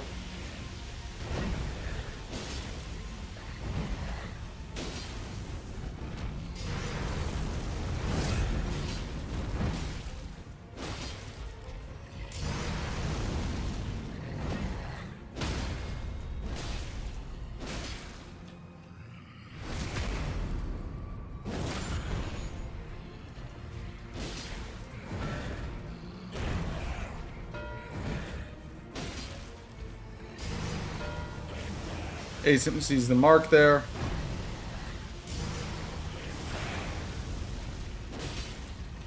It's always like, even if you know your opponent has no chance, when you see the mark, it's like, oh, maybe. Yeah. What if? Well, if it was But Asym- Surmog, it would have been very scary. Yeah, but that's baby, let's go. GG's for Asym. Very nice game. Great game by Asym. I mean, how Fucking go. great game by both players. Ginger's man, what a execution was insane, but big win by Asym. You know, he started off the season 3-1, took 2 tough losses back to back, and gets on the board again. go, Now moving guys. to 4-3. Fucking did it. Fucking did it. Let's go. So yeah, Asym will set himself up for a massive game next week against Strump, who is currently 5-1, only loss coming to Helios. If he wins that game, he will guarantee himself a playoff spot. If he loses, there's still a chance that he gets in, but it will come down to tiebreakers. So that's an absolutely huge game for Asym. Also, unfortunately, with this loss, it will mean that Ginger is eliminated from playoff contention. But, I mean, it was a hell of a game by him. His execution was incredible. He played incredibly well. Against a lot of opponents, if you play like that, you win. It was just a great game by Asym today. Mm-hmm. And Asym had the Ginger strategy on point. will still have one more game this season. His season is not over. But Ginger, I think, ran up to go to the bathroom. We will bring Asym in. GG's, Asym. Congratulations. Thank you. Appreciate it. A fantastic, win from you today. Gotta say, Ginger got up to go to the bathroom, but you guys both played incredibly well today. I'm curious. You came in, obviously started off the season very strong, and then we're on a bit of a losing streak, dropping your last 2, but then played fantastic today and got a big win. How are you feeling? I'm feeling great. I think this was kind of my game to dictate whether I got into the playoffs or if I had to fight for a spot. And I think that I'm feeling pretty good. Because if I lose to Strump, he's just going to be above me in the ranks, right? Yeah. I don't see. We'll have to do the math for tie breaks. I mean, if you beat Strump, you will be guaranteed in. If you lose, you still have a very good chance of getting in on tie breaks, but it will come down to the results of the other matches. Right. Yeah. I am feeling good about my play, though, this game and how I kind of set up for late game. And I'm stoked to have got the win, even though I died quite a bit of times. Yeah, Weird spots. GG's, Asym. You GG's, played a heck Ginger. of a game, man. So did you, dude. Yeah. I mean, Thank you. Ginger, your execution today was incredible. I mean, I was on point, man. you were on point execution wise. He did BBK. He had the bubble to survive 1 hit, but that was it. Anything else would have one-shot him. Oh, man. And, beautiful, a 1-hit BBK and a 2-hit full-grown Falling Star Beast. Your execution today was just incredible, Ginger. And plus the balls on to go for that BBK early. You knew you had to do it. And, I know obviously I've been fighting a lot of BBKs and randos, so I'm like, I got this. I can do it. I got hit literally right in the beginning and was like, oh, this is going to be rough. But then I pulled it out and hitless the rest of the entire fight, and I was very proud of that. My Good God. shit. Yeah, very, very proud of that, Ginger. You played incredibly. Which If what weapon did you use, Ginge?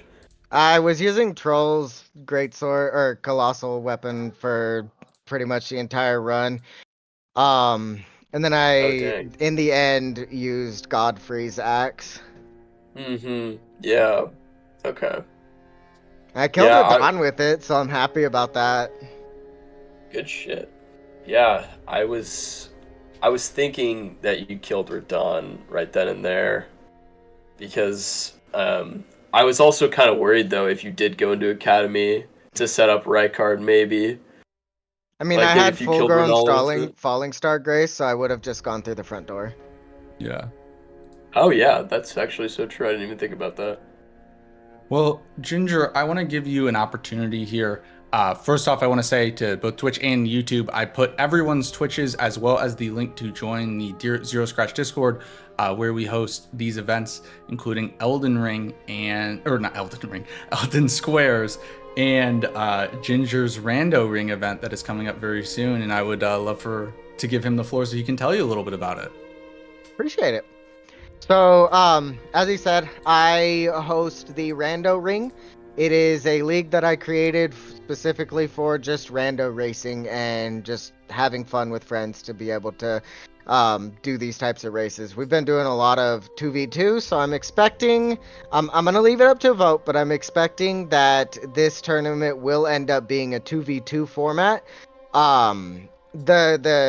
The skill level in these rando races is absolutely insane because this is going to be in DLC, and so a lot of stuff hit really, really hard there, and you end up having to do a lot of fights with low Scadu, and yeah, basically that's pretty much it. It's gonna start in about a month. I haven't quite picked the exact date yet, but I am taking we do teach people how to play it.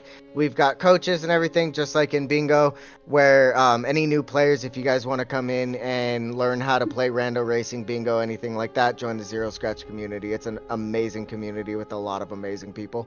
Yep. And yeah, I'm excited for Rando Ring. It's gonna be fun. This format is absolutely amazing and really enjoyable. Yeah, and the only requirement to play is you do need to be on PC. Yep. Obviously, the randomizer is a mod, and you need to be on PC to have access to the mod. But other than that, you don't have to be like a Twitch streamer. You don't have to be a creator. It's open to anybody. If you're brand new, we'd love to teach you how to play. Everything we do in Zero Scratch is merit based.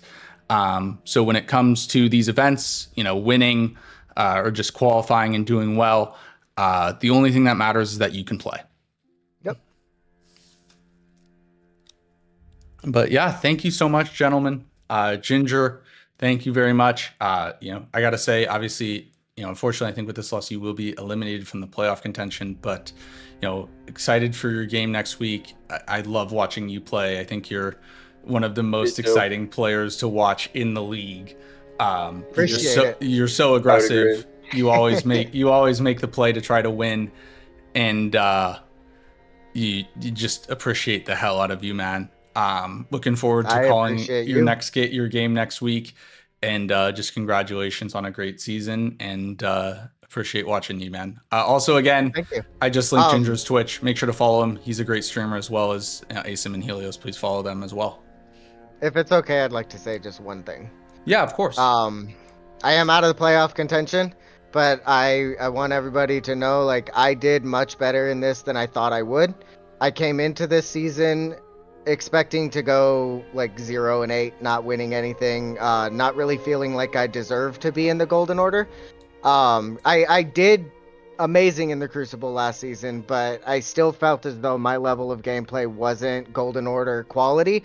But I think I proved to not only myself, but to the other players in the competition that I do belong in the Golden Order. And I feel like I'm out, but I am extremely satisfied with how I did in this competition. I can't be happier. I set some records. I got a couple of wins, which I'm really happy with, and I did more than I ever expected that I would in this tournament. So I agree 100%. Thank you for having me. I agree 100%, Ginger. You proved to everyone that you belong. You can play bingo at the highest level with absolutely anybody. And massive congratulations, man. Massive Appreciate it. congratulations. I'm gonna keep practicing, and I'm coming at for everybody next season. Sounds great. Right. Sounds great. All right. Well, that will do it for the stream. Thank you guys so much. Please become Elden Lord.